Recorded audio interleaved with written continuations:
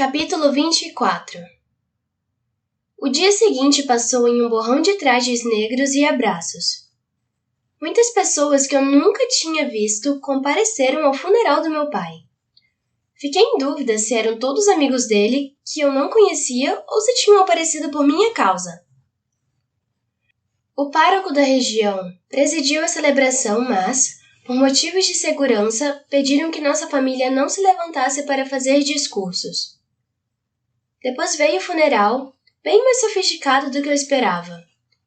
Embora ninguém tivesse me contado, eu tinha certeza de que Sylvia ou outro funcionário do palácio tinha dado uma ajuda para que a homenagem fosse bonita e as coisas ficassem mais fáceis para nós. Também por motivos de segurança, o funeral foi curto, mas para mim não tinha problema. Queria que aquele momento fosse o menos doloroso possível. Espen permaneceu perto de mim o tempo todo.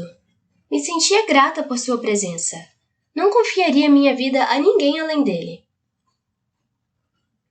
Não chorei desde que saí do palácio, comentei. Pensei que ficaria arrasada. A dor vem em momentos esquisitos, ele disse. Fiquei desolada por alguns dias depois da morte do meu pai, até me dar conta de que precisava juntar os cacos para o bem de todos. Mas de vez em quando acontecia algo que eu queria contar a ele, e então a dor voltava e eu desmoronava. Então, eu sou normal? Ele sorriu. Você é normal. Não conheço a maioria dessas pessoas. São todas da região. Verificamos as identidades. Talvez a quantidade seja um pouco mais alta por sua causa. Mas acho que seu pai pintou um quadro para os Hampshire. E já o tinha visto mais de uma vez conversando com os Kiplings e com Albert Hammers no centro da cidade. É difícil saber tudo sobre as pessoas próximas. Mesmo aquelas que você mais ama. Senti que havia algo mais naquela frase. Algo que ele queria que eu respondesse. Mas eu era incapaz naquele momento. Temos que nos acostumar, ele disse. Com o quê? Com a sensação de que tudo é horrível? Não. Ele respondeu negando com a cabeça. O normal já não é normal. Tudo que fazia sentido está mudando. Dei uma risada forçada. Está mesmo, não é? Precisamos parar de temer a mudança. Ele me encarou com olhos de súplica. Não pude deixar de imaginar a qual mudança ele se referia. Vou enfrentar a mudança, mas não hoje, eu disse antes de sair para abraçar mais estranhos. Ainda tentava me conformar com a ideia de que não tinha mais meu pai para conversar sobre meus sentimentos confusos. Após o funeral, tentamos nos animar um pouco. Havia presentes de Natal sem abrir, já que ninguém estava muito no clima de festa. Jared recebeu autorização especial para jogar bola em casa.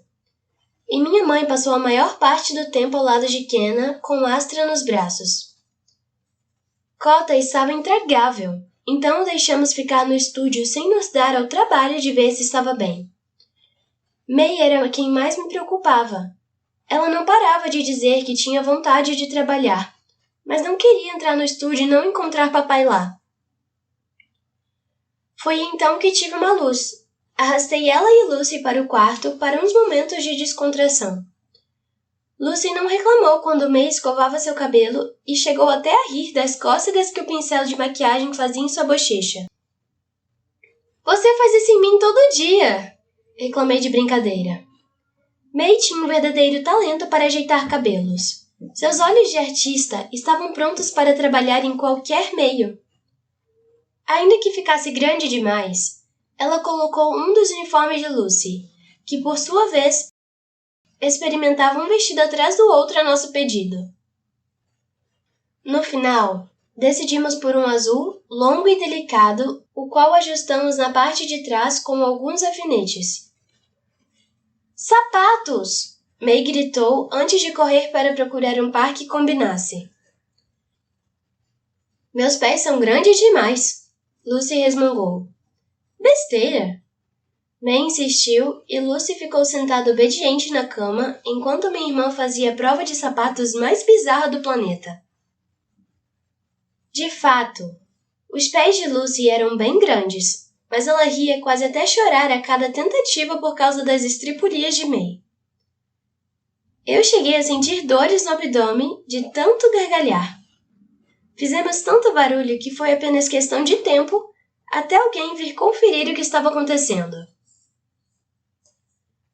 Após 3 batidas rápidas, a voz de Aspen soou atrás da porta.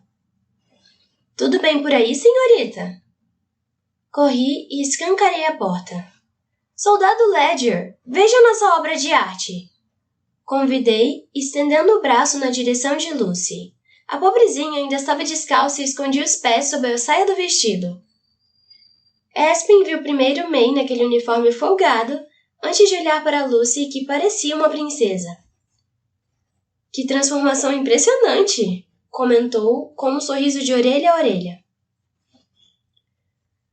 Muito bem, agora acho que devemos prender seu cabelo, May propôs. Lucy revirou os olhos para Aspen e para mim e deixou May levá-la de volta ao espelho. Foi ideia sua? Ele perguntou em voz baixa. Sim, May estava tão perdida, precisava distraí-la um pouco. Ela parece melhor, e Lucy também parece feliz. Faz tão bem para mim como para elas. Tenho a impressão de que, se conseguirmos fazer coisas bobas ou simples, vou ficar bem. Você vai. Vai levar um tempo, mas vai ficar tudo certo. Assenti, mas logo voltei a pensar em meu pai. Não queria chorar naquela hora. Respirei fundo e segui em frente. Acho muito errado eu ser a garota de casta mais baixa a continuar na seleção. Falei baixinho para Aspen. Veja a Lucy, é tão linda, doce e inteligente, quanto pelo menos metade das 35 garotas que começaram. Mas isso é o melhor que terá. Umas poucas horas com o vestido emprestado. Não é certo? Aspen balançou a cabeça. Pude conhecer suas criadas muito bem ao longo dos últimos meses. Lucy é mesmo uma moça especial. De repente, me lembrei de uma promessa que tinha feito.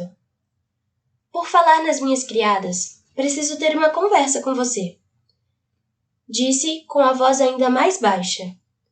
Aspen ficou sério. Sei que é constrangedor, mas preciso falar mesmo assim. Tudo bem, ele disse, engolindo em seco. Olhei para ele um pouco encabulada. O que você acha de Anne?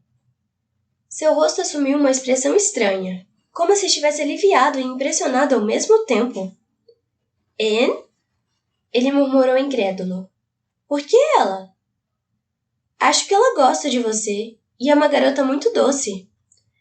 Eu disse, com a intenção de não revelar completamente os sentimentos de Anne e ao mesmo tempo valorizá-la. Ele sacudiu a cabeça. Sei que você quer que eu comece a pensar em outras pessoas, mas ela está longe de ser o tipo de garota que quero para mim. Ela é muito... rígida. Dei de ombros. Eu também pensava esse de Maxon até conhecê-lo melhor. Além disso, acho que ela sofreu muito na vida. E daí? Lucy também sofreu. E olhe para ela, argumentou, apontando a cabeça na direção dela que ria diante do espelho. Ela já contou a você como veio parar no palácio? Especulei. Ele confirmou com a cabeça. Sempre odiei as castas, Mary, você sabe. Mas não sabia que podiam ser manipuladas dessa maneira a ponto de existir escravidão. Deixei escapar um suspiro ao olhar para Lucy e May naquele momento de alegria e meio a dor. Prepare-se para ouvir algo que jamais pensou que fosse escutar. Aspen me alertou e olhei para ele com curiosidade. Estou muito feliz por Maxon ter conhecido você. Tossi na tentativa de esconder uma risada. Eu sei, ele continuou, revirando os olhos, mas sorrindo. É que ele nunca olharia para as castas inferiores se não fosse por você. Acho que o simples fato de você estar lá já mudou as coisas. Trocamos olhares por um momento. Me lembrei da nossa conversa na casa da árvore, quando ele insistiu para que eu me inscrevesse na seleção na esperança de que eu tivesse um futuro melhor. Ainda não sabia se tinha conquistado algo melhor para mim. Era difícil dizer. Mas só de pensar na possibilidade de conseguir um futuro melhor para todos de ilha, isso significava mais do que eu podia expressar. Estou orgulhoso de você, América. Espen disse, desviando os olhos para focar nas garotas em frente ao espelho. Muito orgulhoso. Então ele voltou ao corredor para retomar sua patrulha. E seu pai também estaria.